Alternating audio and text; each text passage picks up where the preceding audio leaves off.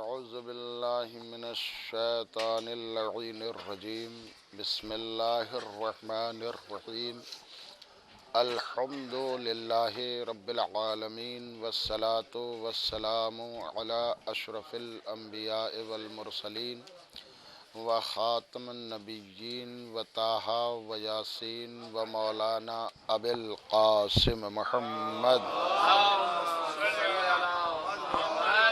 وآلہ اہل بیتہ الطیبین الطاہرین المعصومین المظلومین اما بعد فقد قال اللہ سبحانہ تبارک وتعالی فی کتابہ المبین وہو اصدق الصادقین وقولہ الحق بسم اللہ الرحمن الرحیم قل هو اللہ احد اللہ الصمد لم یلد ولم یولد ولم یکن لہ کفوا احد۔ صلوات پڑھیں محمد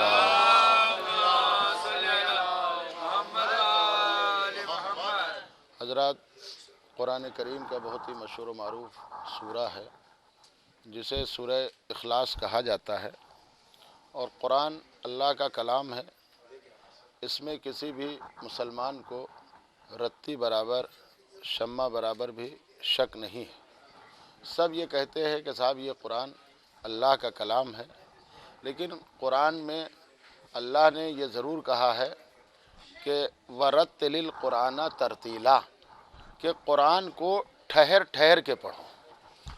یعنی یہ قرآن نے خود بندش لگائی ہے کہ صاحب قرآن پڑھیے تو ٹھہر ٹھہر کے۔ اس کا مطلب قرآن خالی پڑھنے کے لیے نازل نہیں ہوا، بلکہ حقیقت میں قرآن سمجھنے کے لیے نازل ہوا، کہ قرآن کو سمجھا جائے۔ اور دیکھیے کہ قرآن میں اگر آپ غور سے دیکھیں تو معصوم سے پوچھا گیا، بہت بڑے عالم دین علامہ راحت صاحب نے اپنی تفسیر میں لکھا کہ مولا قرآن کے بارے میں صحابی نے سوال کیا تو امام نے فرمایا قرآن میں جتنے اچھے لفظ ہیں، الفاظ آئے ہیں، اس سے مراد صرف ہم اہل بیت ہیں۔ ظاہر میں تو وہ شے ہے، لیکن حقیقت میں باطن میں ہم اہل بیت ہیں۔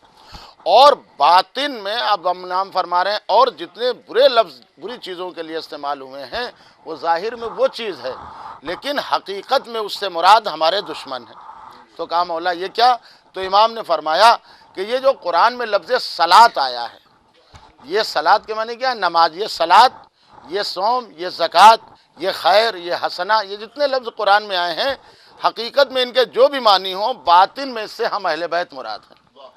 اور امام نے فرمایا کہ یہ جو برے الفاظ آئے ہیں قرآن میں، کہ یہ شیطان و ابلیس و حامان و قارون و فرعون، تو ظاہر میں تو وہ ہیں، اور حقیقت میں اس سے مراد ہمارے دشمن ہیں۔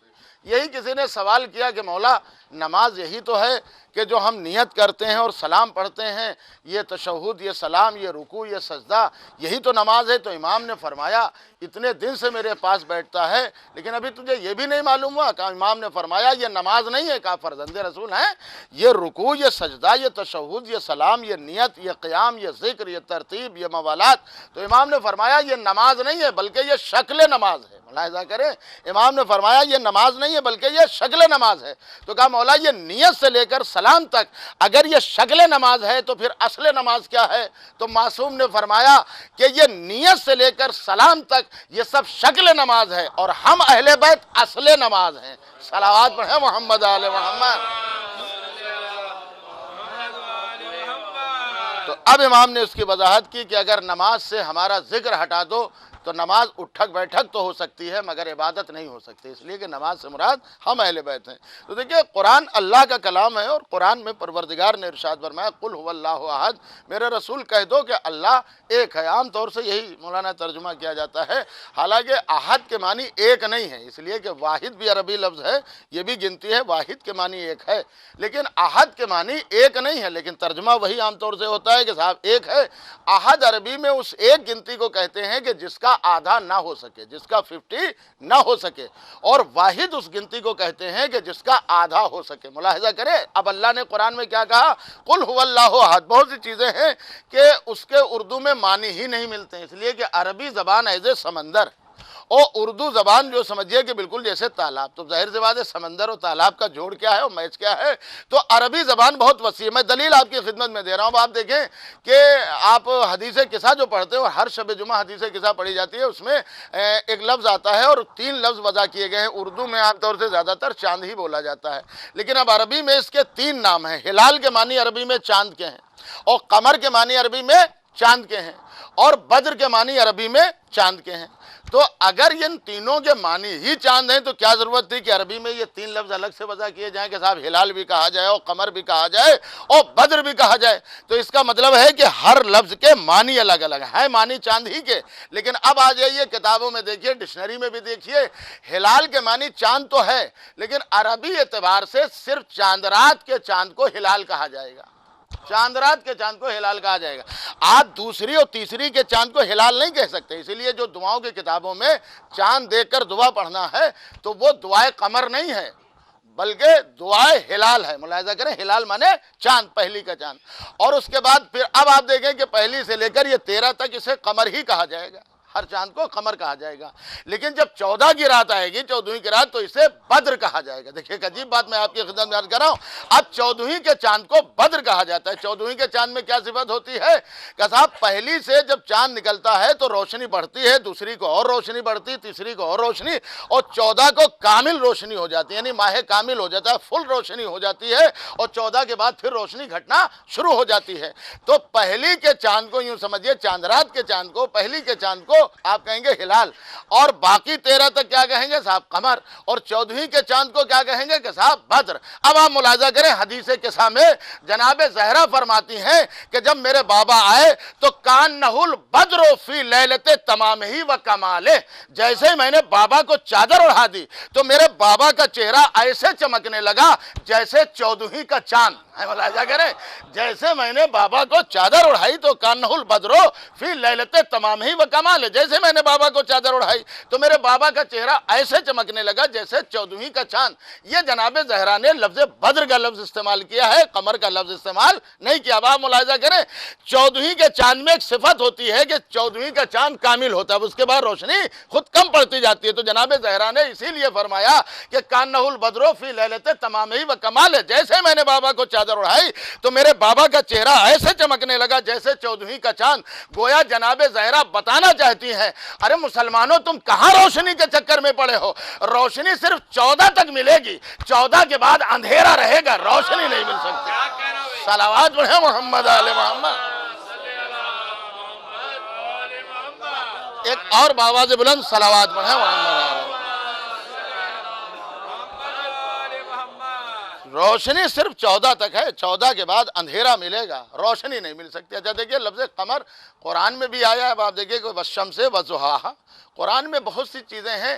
انسان ایک آیت یاد کر لوں گا صاحب یہ لکھا ہے قرآن میں. اسی لیے معصوم نے فرمایا ہے کہ قرآن میں بہت سی ایسی آیتیں ہیں کہ ایک آیت سے مسئلہ حل ہی نہیں ہو سکتا. بہت سے معصوم کا قول، اور بہت جگہ قرآن کی ایک آیت دوسری آیت کی خود تفسیر کر دیتی ہے. دیکھیے قرآن کی 3 آیتیں میں پیش کر رہا ہوں. ایک جگہ اللہ نے قرآن میں کہا کہ سورہ احزاب پڑھ لیجئے، اللہ قرآن میں کہہ رہا ہے کہ محمد مردوں میں سے تم میں کسی کا باپ نہیں ہے. دیکھیں یہ قرآن نے کہہ دیا، اس کا مطلب اب کوئی یہ نہیں کہہ سکتا کہ محمد ہمارے باپ ہیں. مردوں میں کی نفی کی ہے، عورتوں کی نفی نہیں کی. بھائی ملاحظہ کریں، قرآن نے کہا کہ محمد مردوں میں سے کسی کا باپ نہیں ہے. اب آپ پھر قرآن پڑھیے کہ وہاں مباہلے کے دن اللہ قرآن میں کہہ رہا ہے کہ میرے نبی ان سے کہہ دو کہ تم اپنے بیٹوں کو بلاؤ، ہم اپنے بیٹوں کو بلائیں. دیکھیں قرآن ہی کہہ رہا ہے، ایک طرف کہا کہ مردوں میں سے کسی کا باپ نہیں ہے محمد، اور دوسری طرف قرآن نے کہا کہ محمد ان سے کہہ دو. کس سے کہہ دو؟ جو مباہلہ کرنے کے لیے نصارہ آئے ہیں کہ تم اپنے بیٹوں کو بلاؤ، ہم اپنے بیٹوں کو بلائیں. تو اب 2 آیتوں سے ایک بات تو واضح ہو گئی کہ محمد کسی کے باپ نہیں ہے، صرف حسنین کے باپ ہیں. ملاحظہ کریں.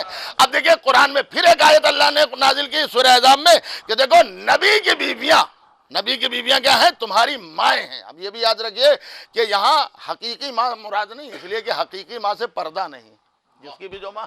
اور یہاں پردے سے قرآن پھر کہہ رہا ہے کہ کچھ مانگو ان سے، تو پردے تھے، اس کا مطلب حقیقی مائیں نہیں، تعظیم ہے.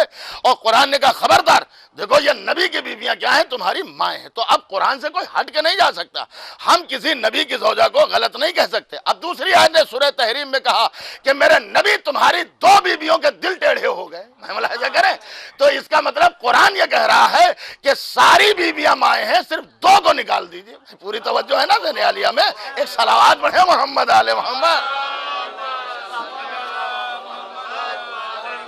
ایک اور آواز بلند صلوات پڑھیں محمد آل۔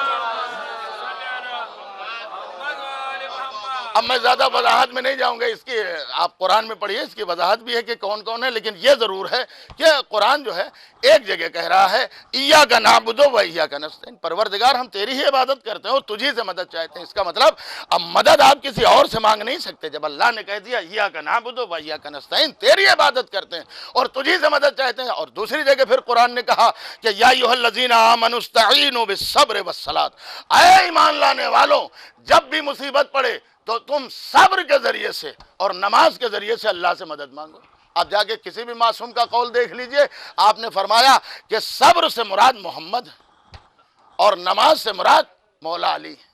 اب اس کا مطلب قرآن کہہ رہا ہے کسی سے میرے علاوہ مدد نہ مانگو، صرف محمد سے مدد مانگو، علی سے مدد مانگو۔ دیکھیے قرآن کی ایک آیت دوسرے آیت کی تفسیر کرے، تو میں نے اپنی بات آگے بڑھا رہا ہوں کہ قرآن میں بہت سی ایسی چیزیں ہیں کہ ایک لفظ کی وضاحت نہیں ہو سکتی۔ اسی لیے جناب زہرا نے فرمایا کہ کانہ البدر فی لیلۃ تمام ہی و کمال، جیسے میں نے بابا کو چادر اڑائی تو میرے بابا کا چہرہ ایسے چمکنے لگا جیسے 14ویں کا چاند۔ اب دیکھیے شب جمعہ ہے کہ جناب حسن آئے اور اپنی ماں کو سلام کیا۔ دیکھیے یہاں سلام پہلے ہے، مادر گرامی آپ پر میرا سلام ہو، مجھے نانا رسول کی خوشبو معلوم ہو رہی۔ دیکھیے یہاں سلام کا مسئلہ آپ سمجھ لیجئے کہ حسن نے اپنی والدہ گرامی کو سلام کیا گھر آتے ہوئے، تو سب سے پہلی چیز ہے امام حسین بھی آئے اور انہوں نے سلام کیا، پھر مولا علی آئے، انہوں نے جناب سیدہ کو سلام کیا اور سب کے سامنے داخل ہو گئے۔ یہ بات تو طے ہے کہ شب جمعہ میں یہ حدیث قصہ اتنی ضرورت کی چیز ہے کہ جس کے لیے معصومین نے فرمایا، جناب ام سلمہ سے بھی روایت ہے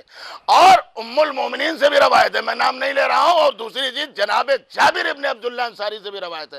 اور دیکھیے یہی جناب جابر ابن عبداللہ انصاری ہیں، ہر معصوم کے اور ہر صحابی کے الگ الگ شرف ہے، کہ جیسے امام حسین کا اور حسن کا ایک شرف یہ ہے کہ ماں کسی کی معصومہ نہیں ہے۔ ملاحظہ کریں، آپ معصوموں کی فہرست میں دیکھ لیں، یہ امام حسین وہ ہیں کہ جن کی ماں بھی معصوم، اور نانا کسی کے رسول نہیں، یہ صرف حسن و حسین کا شرف ہے۔ تو دیکھیے جناب جابر ابن عبداللہ انصاری کا شرف کیا ہے کہ یہ پہلے صحابی ہیں جن سے حدیث قصہ کی روایت کی گئی، ان جابر ابن عبداللہ انصاری۔ اور جناب جابر ابن عبداللہ انصاری وہ ہیں کہ جنہوں نے پیغمبر سے لے کر 5ویں امام تک کا دور دیکھا، یعنی 6 معصوموں کا دور دیکھا ہے۔ مولا علی کے پیچھے نماز پڑھی، پیغمبر کے پیچھے نماز پڑھی، امام حسن کے پیچھے نماز پڑھی، امام حسین کے پیچھے نماز پڑھی، امام زین العابدین کے پیچھے نماز پڑھی، 5ویں امام کے پیچھے نماز پڑھی۔ آج ہمارے ہاں، اور یہ شرف کی بات ہے، اگر کوئی ایک عالم کے پیچھے نماز پڑھ لے، مرجع کے پیچھے، تو وہ لکھنؤ میں جا کر اور ہندوستان میں جا کر بتاتا ہے کہ صاحب میں نے فلاں عالم کے پیچھے نماز پڑھی۔ تو سوچئے جس نے 6 معصوموں کے پیچھے نماز پڑھی ہو، معمولی بات تو نہیں ہے۔ تو یہ جناب جابر ابن عبداللہ انصاری کا پہلا شرف یہ ہے کہ انہوں نے 6 معصوموں کا دور دیکھا، اور دوسرا شرف یہ ہے کہ یہ حدیث قصہ کے راوی ہیں، اور تیسرا جناب جابر کا شرف یہ ہے کہ یہ امام حسین کے پہلے زائر ہیں۔ میں دیکھیے عجیب بات ہے کہ جب زائرین کی فہرست بنے گی، دیکھیے زیارت ایک عجیب شے ہے، اور ساری زیارتوں میں اگر آپ دیکھ لیں تو سرکار سید الشہداء حضرت امام حسین علیہ السلام یہ زیارت جس کو کہا جاتا ہے سید الزیارت۔ اب آگے ہم ایک جملہ ملاحظہ کریں کہ دیکھیے ہم نہیں، آپ امام حسین کے ولادت سے پہلے جب یہ سب عالم انوار میں تھے، آپ قرآن پڑھیے، جناب آدم کا سجدہ ہو گیا تو جناب آدم نے بھی تو یہی کہا تھا کہ پروردگار یہ سارے فرشتے ہمارے پشت کی طرف رہتے ہیں، یہ آخر سامنے کیوں نہیں آتے؟ تو اللہ نے کہا یہ تمہارا احترام نہیں ہے، بلکہ تمہاری پشت میں پنجتن کا نور ہے۔ دیکھیے عجیب بات ہے، یہ تمہارے لیے نہیں، یہ پنجتن کی زیارت کے لیے پیچھے رہتے ہیں۔ بھائی پوری توجہ ہے نا زین عالیہ میں؟ تو آدم نے کہا کہ پروردگار یہ پنجتن کی نور کی زیارت کریں، مگر میں تو محروم ہوں چونکہ میری پشت میں نور ہے، لہذا کچھ ایسا کر دے کہ میں بھی ان کی زیارت کروں۔ اس کا مطلب نبی جن کی زیارت کی تمنا کرے انہیں پنجتن کہا جاتا ہے۔ بھائی ملاحظہ کریں، پوری توجہ ہے۔ تو اللہ نے جناب پنجتن کا نور جناب آدم کی اس انگلی میں پیدا کیا۔ دیکھیں یہ پنجتن کا نور اس انگلی میں پیدا کیا۔ اب ہم سے نہ کہیے گا کہ زیارت کے لیے یہی انگلی کیوں اٹھائی جاتی ہے۔ صلوات پڑھیں محمد آل محمد۔ یہ زیارت کے لیے، اور پھر پروردگار سے کہا پروردگار یہ سارے پنجتن کے نور اسی انگلی میں ہیں، کچھ ایسا کر دے کہ سب کی الگ الگ زیارت کروں۔ الگ الگ. تو اللہ نے سارے پنجتن کے نور کو ساری انگلیوں میں، یعنی یہ اس انگلی میں محمد کا نور، اور اس انگلی میں علی کا نور، اس انگلی میں فاطمہ کا نور، اس انگلی میں جناب امام حسن کا، اور اس انگلی میں یعنی انگوٹھے میں جناب امام حسین کا نور. اب آپ پوری توجہ متوجہ ہو جائے. دیکھیے یہ ایک زیارت کا شرف ہے، اور اسی لیے آپ قرآن پڑھیے گا تو قرآن میں آپ کو دو واقعے ایک ہی طرح ملیں گے. ایک طرف کہ جناب موسیٰ نے جب عصا ڈالا تو اب قرآن ہی کہہ رہا ہے مجھے نہیں معلوم ہے کہ اپنے ہی عصے سے ڈر گئے، اور ایک طرف جناب ابراہیم لاکھوں ٹنوں کے حساب سے آگ میں ڈالے گئے اور ڈرے نہیں. تو یہ کیا بات ہے بھئی؟ دونوں نبی صاحب شریعت ہیں، دونوں نبی اولو العزم پیغمبر ہیں، دونوں کا ذکر قرآن میں ہے، اور دونوں پائے کے نبی ہیں، دونوں رسول ہیں، دونوں معصوم ہیں، دونوں کا رتبہ اللہ کی نظر میں بہت زیادہ. مگر جناب ابراہیم آگ میں نہیں جلے اور ڈرے بھی نہیں، اور جناب موسیٰ ڈر گئے. آخر اس کی وجہ کیا ہے؟ اب مفسرین نے اپنی کتابوں میں قرآن کی تفسیر میں یہ لکھا کہ جناب موسیٰ اس لیے ڈر گئے کہ ان کی پشت میں پنجتن کا نور نہیں تھا. ملاحظہ کریں. اور جناب ابراہیم اس لیے نہیں ڈرے کہ ان کی پشت میں پنجتن کا نور تھا.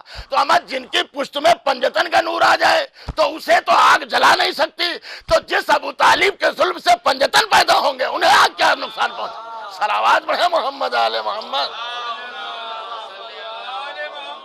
ایک باواز بلند صلوات پڑھیں محمد آل محمد.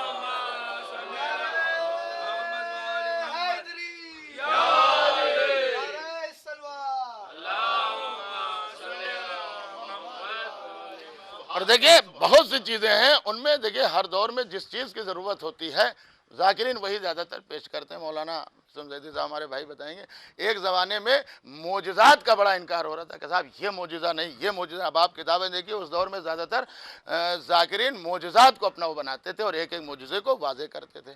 آج معجزات کا کم ہے، آج فضائل ہی کا انکار ہے. ملاحظہ کریں. اسی لیے ذاکرین پوری طور سے فضائل، اور خصوصی طور سے آپ دیکھیں کہ سارے امام معصوم، مگر اللہ نے جو امام حسین کو رتبہ، دیکھیے ہر چیز الگ الگ ہے. امام حسین کا رتبہ میں نے کل بھی عرض کیا تھا پرسوں کہ امام حسین کے در کی یہ خاک صرف خاک شفا ہے، اور دنیا کے کسی در کی خاک شفا نہیں. حتیٰ کہ کعبے میں بھی آپ جائیے تو وہاں کی خاک ہی رہے گی، خاک شفا نہیں ہو سکتی. یہ صرف امام حسین کا شرف ہے کہ ان کے در کے. اب دیکھیے عجیب باتیں ہیں. وہ کہا صاحب امام حسین نے راہب کو اولادیں دے دی، اور عجیب اعتراض ہے کہ صاحب یہ اس دور میں راہب تو شادی نہیں کرتے تھے اور وہ امام حسین دے رہے ہیں اور پیغمبر منع کر رہے ہیں. یہ سمجھ میں نہیں آتا. ایک طرف نانا تو منع کر رہا ہے اور نواسا دے رہا ہے.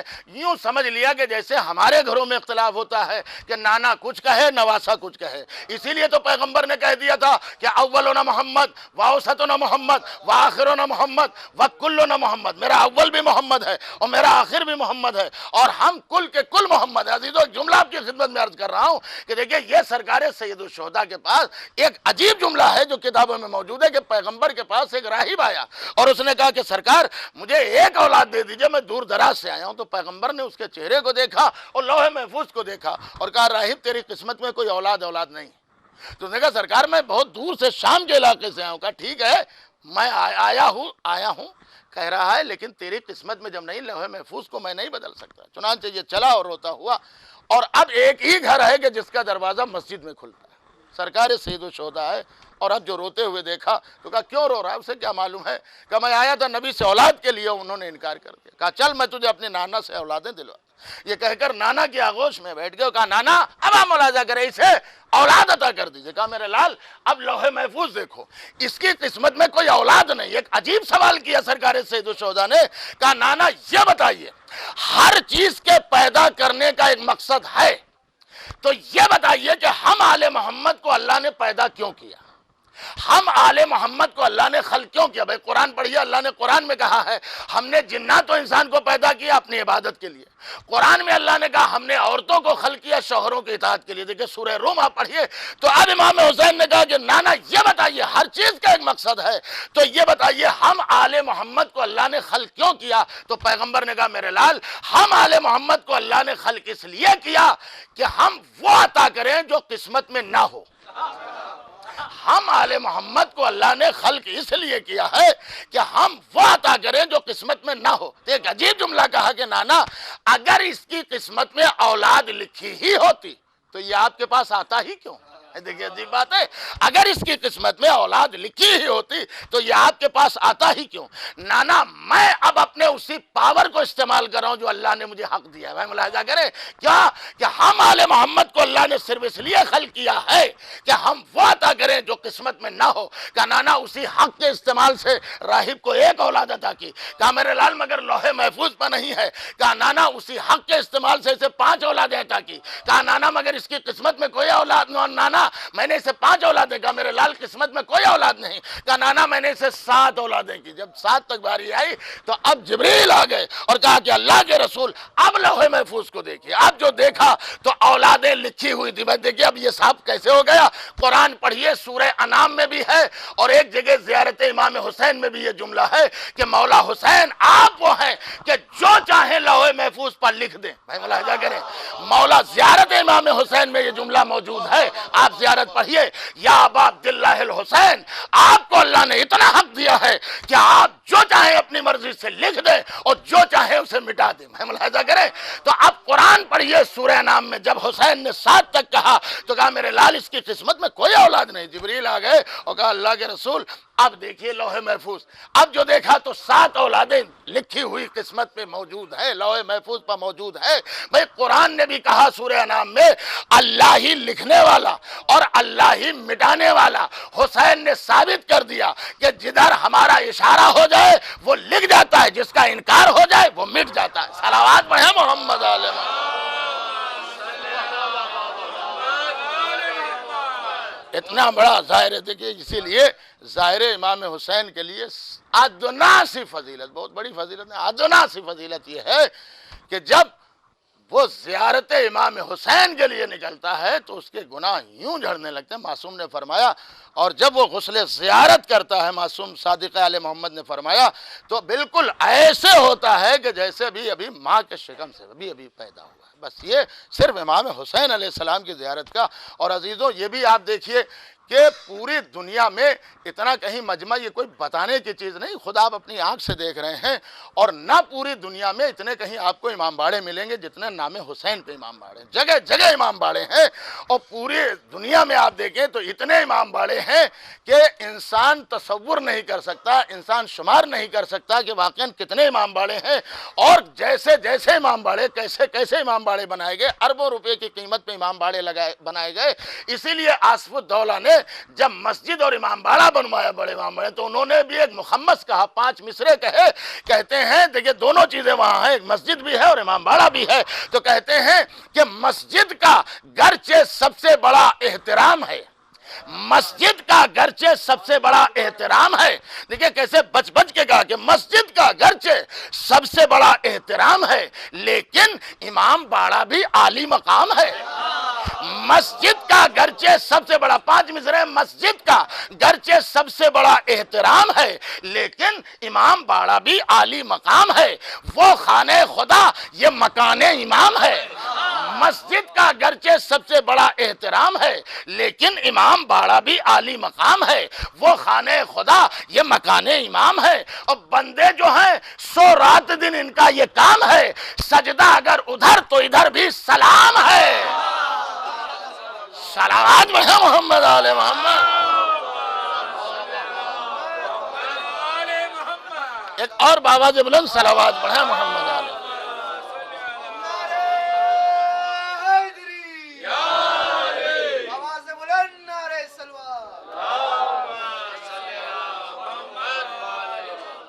اور آپ یہ بھی دیکھیے یہ حقیقت ہے کہ دنیا میں کسی کے نام پر اتنا لٹایا نہیں جاتا جتنا نام حسین پہ لوگ کہتے ہیں کہ خرچہ کیا جاتا ہے۔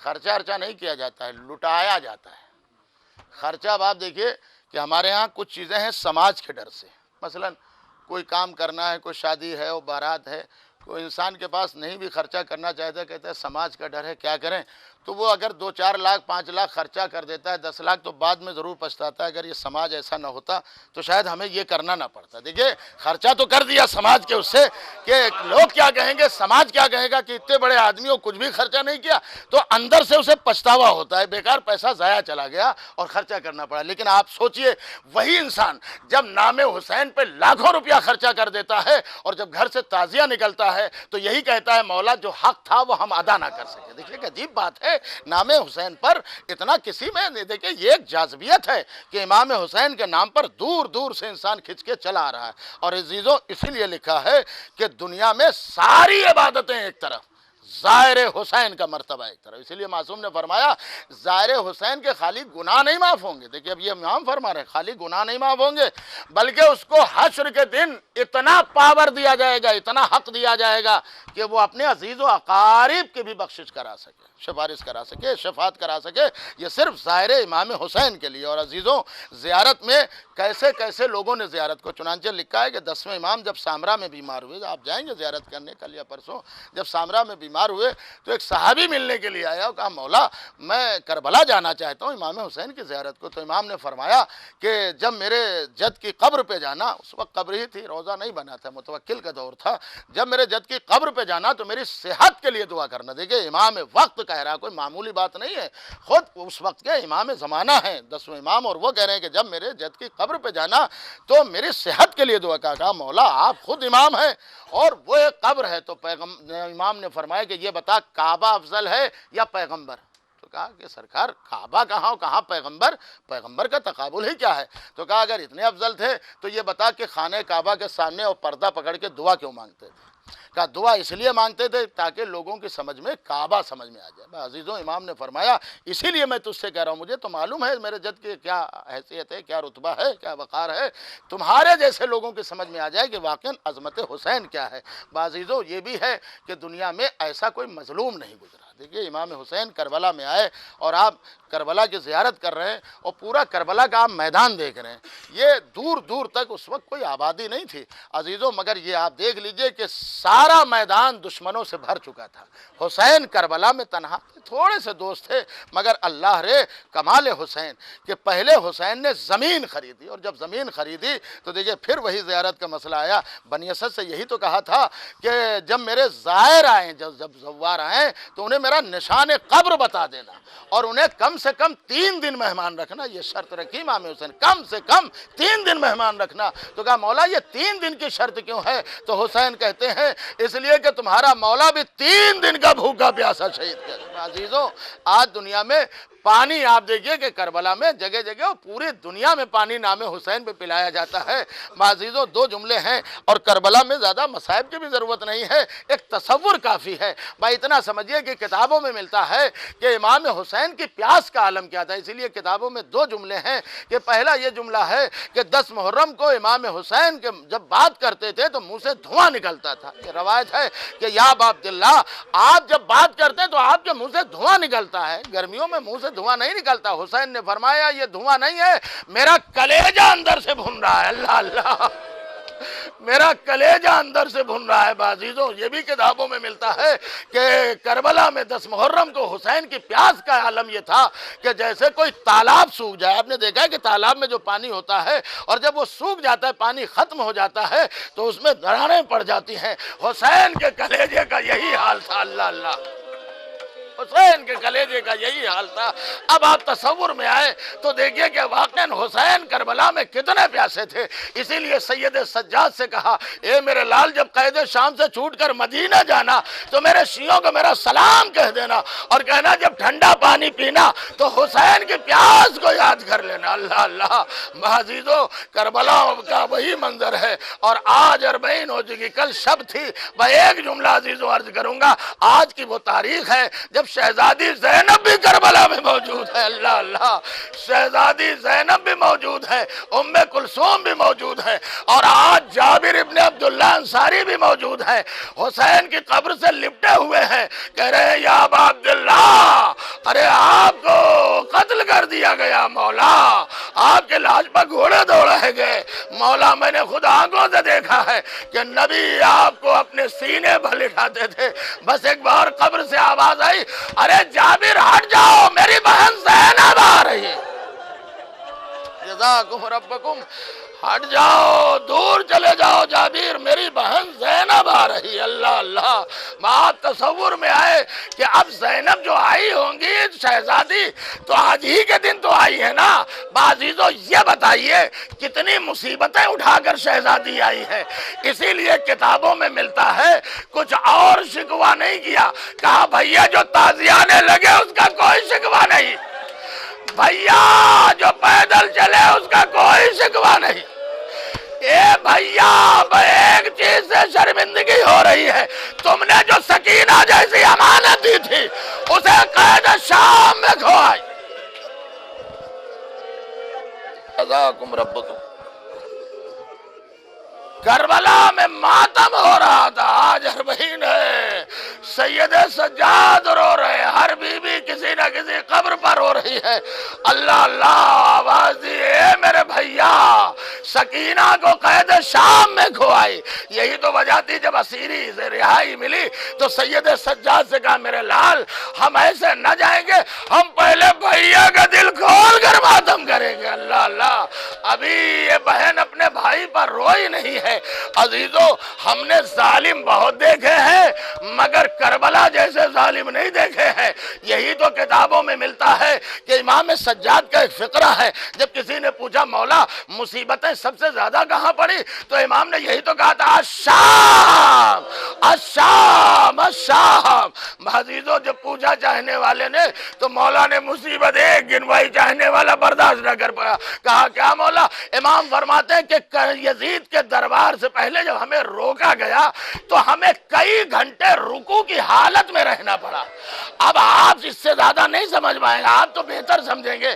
آج آپ کھڑے رہتے ہیں تو آپ کے کمر میں تکلیف ہو جاتی ہے، اگر کوئی انسان رکوع زیادہ کرے تو بھی کمر میں تکلیف زیادہ ہو جائے گی۔ امام سجاد فرماتے ہیں تھوڑی دیر نہیں، ہمیں کئی گھنٹے رکوع کی حالت میں رہنا پڑا۔ عزیزو ایک بار سائل کہتا مولا ارے آپ بیٹھ جاتے یا آپ کھڑے ہو جاتے؟ امام نے فرمایا کہ جب ہم بیٹھتے تھے تو ظالموں کے تازیانے پڑھتے تھے۔ اللہ اللہ، اور امام سے کہا مولا کھڑے ہو جاتے؟ کہ جب ہم کھڑے ہوتے تھے تو ایک رسی میں 12 گلے تھے، جب سب کھڑے ہو جاتے تھے تو سکینہ کا دم گھٹنے لگتا تھا۔ بھیا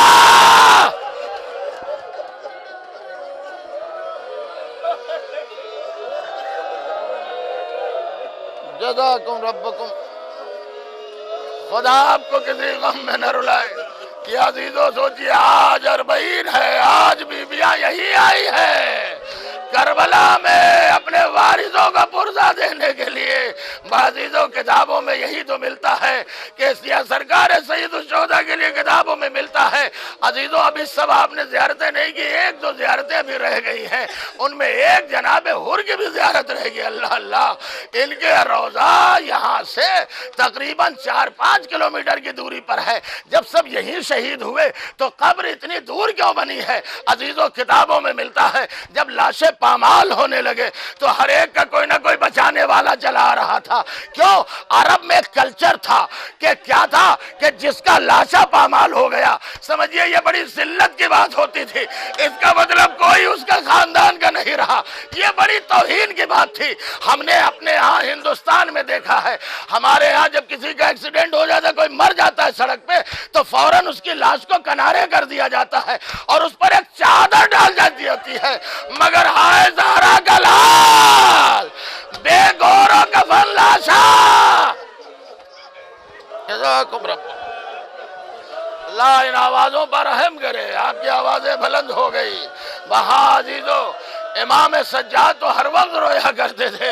عزیزو کتابوں میں ملتا ہے لاشیں لائے جانے لگے، اور جب حر کا لاشا لایا جا گیا تو ایک بار قبیلے والے بھی گڑ گئے اور کہا ہم لاشا پامال نہیں ہونے دیں گے۔ کہا کیوں؟ کہا ہمارا خاندان موجود ہے اور ہم اب حر کے لاشے کو پامال نہیں ہونے دیں گے۔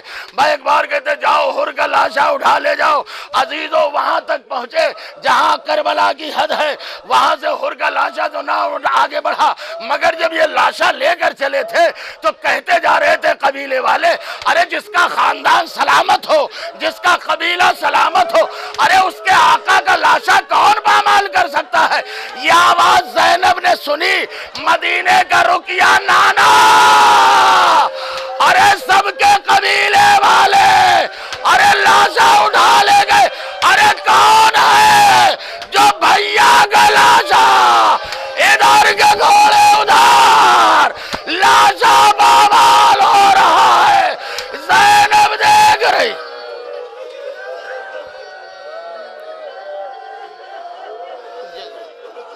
اللہ آپ کو کسی غم میں نہ رلائے. بازی تو آخری جملہ اور ہے، مجلس تمام کر دی. آخری ہی جملہ ہے، اس سے زیادہ مصائب نہیں پڑھوں گا.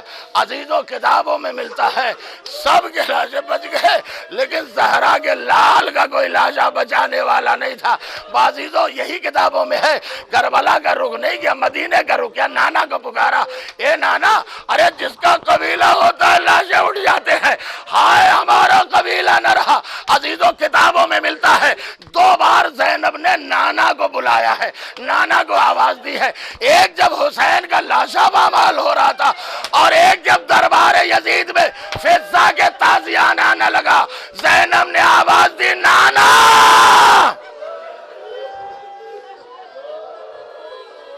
جزاک خدا آپ کو کسی غم میں نہ رلائے. عزیزو آخری جملہ اور ہے. آج 40 ہے، ہر بی بی ماتم کر رہی ہے. عزیزو 3 دن یا 7 دن تک بیویاں یہی ماتم کرتی رہی اور جب قافلہ چلا عزیزو ختم کیا، بیویاں ساری ناکوں پر سوار ہو گئی مگر دیکھا رباب نہیں. کہا نہیں بھابی آپ کو چلنا ہوگا. عزیزو ایک بار جملہ روایتوں میں یہی ہے، اب مدینے آپ کیا کریں گی؟ کہا بھی میرے شوہر زندہ ہے. پر رباب کہتی ہے میں تو مدینے نہیں جاؤں گی.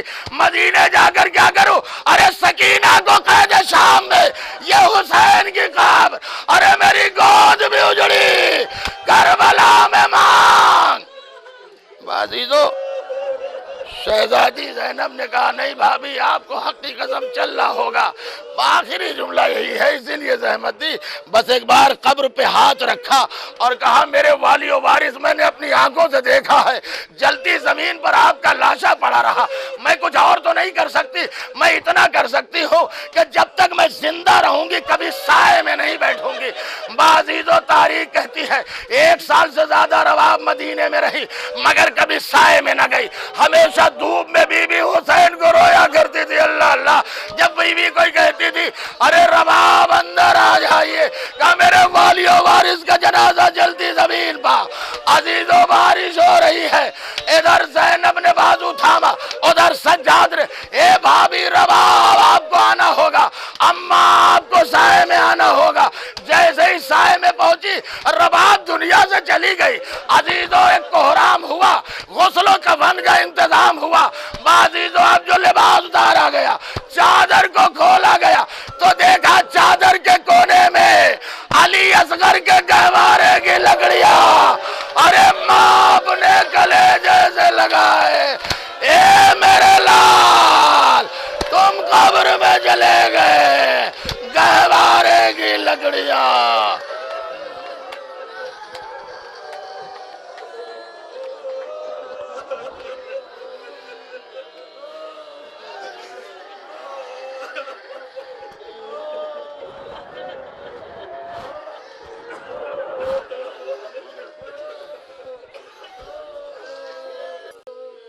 انا للہ و انا الیہ راجعون.